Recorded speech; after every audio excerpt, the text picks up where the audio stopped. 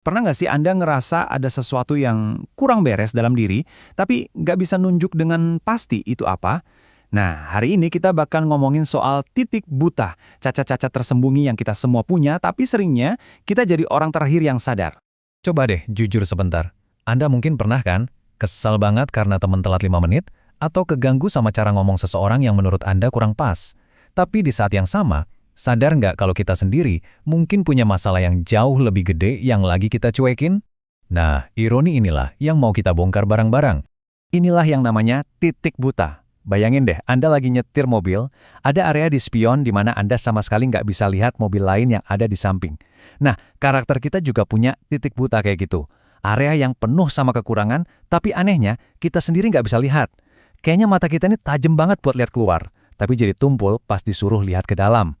Nah, untuk ngebongkar masalah ini, ada satu perumpamaan kuno yang luar biasa tajam dan relevan banget sampai hari ini. Perumpamaan ini langsung menusuk ke inti kemunafikan yang sering kita lakuin, bahkan tanpa sadar. Ini dia nih pertanyaan super tajam dari Yesus, yang langsung ke jantung masalahnya. Kenapa ya kita bisa begitu fokus sama serpihan kayu super kecil di mata orang lain, tapi kita sama sekali nggak sadar ada balok kayu raksasa di mata kita sendiri? Coba deh perhatiin perbandingannya. Yesus sengaja pakai bahasa yang ekstrim banget buat nunjukin betapa konyolnya kita.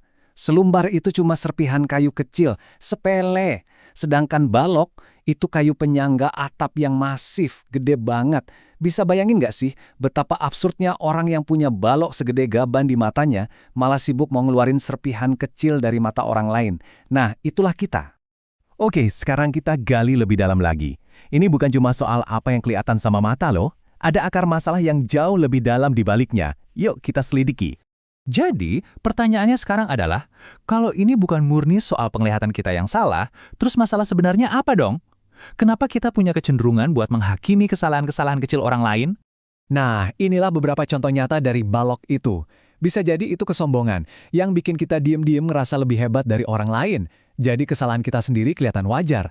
Atau mungkin kepahitan dari masa lalu, yang bikin kita jadi sinis sama semua orang. Atau, ya keegoisan yang bikin kita cuma fokus sama diri sendiri. Balok-balok inilah yang bikin kita jadi buta sama kekurangan kita. Jadi intinya tuh di sini. Masalahnya tuh ada di hati. Waktu hati kita dipenuhi perasaan lebih benar atau lebih suci, kita otomatis jadi pasang benteng. Hati kita jadi keras, dan kemampuan buat jujur sama diri sendiri jadi hilang. Ujung-ujungnya, kita ngerasa paling berhak jadi hakim buat orang lain. Oke, setelah kita paham masalahnya, sekarang kita masuk ke bagian praktisnya. Anggap saja ini sesi coaching pribadi kita ya. Gimana sih caranya kita menemukan balok-balok yang selama ini tersembunyi? Langkah pertama yang paling penting adalah menyadari kalau ini bukan sekedar latihan intelektual. Kita nggak bisa cuma dengan mikir keras terus tiba-tiba, aha, ini dia titik buta saya. Proses ini butuh sesuatu yang lebih dari sekedar logika kita. Ada dua kunci utama di sini. Pertama, pakai firman Tuhan sebagai cermin. Pas kita baca, coba deh tahan keinginan buat ngerapin itu ke orang lain dulu. Sebaliknya, tanya ke diri sendiri, ini ngomongin apa ya tentang saya? Biarin firman itu jadi cermin buat hati kita. Kedua, ini butuh banget yang namanya kerendahan hati. Kesiapan buat terbuka, mau dikoreksi, dan berani mengakui kalau kita bisa salah. Dan ini adalah alat paling praktis yang bisa kita pakai, sebuah doa yang sangat sederhana, tapi luar biasa kuat. Coba bayangin deh kalau kita memulai hari bukan dengan ngelis kesalahan orang lain, tapi dengan doa yang rendah hati ini. Ini adalah undangan buat kita memulai hari dengan jujur sama diri sendiri. Lalu, apa hasilnya kalau kita berani melewati proses yang mungkin gak nyaman ini? Hasilnya adalah kemampuan buat melihat dengan cara yang benar-benar baru, lebih jernih.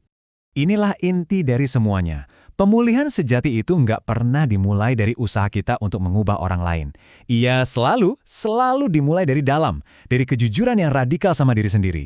Saat kita akhirnya mau mengakui bahwa kita juga butuh anugerah, cara kita mandang orang lain pun bakal berubah. Bukan lagi sebagai objek untuk dihakimi, tapi sebagai sesama yang perlu dikasihi. Sebagai penutup, saya mau meninggalkan Anda dengan satu pertanyaan pribadi.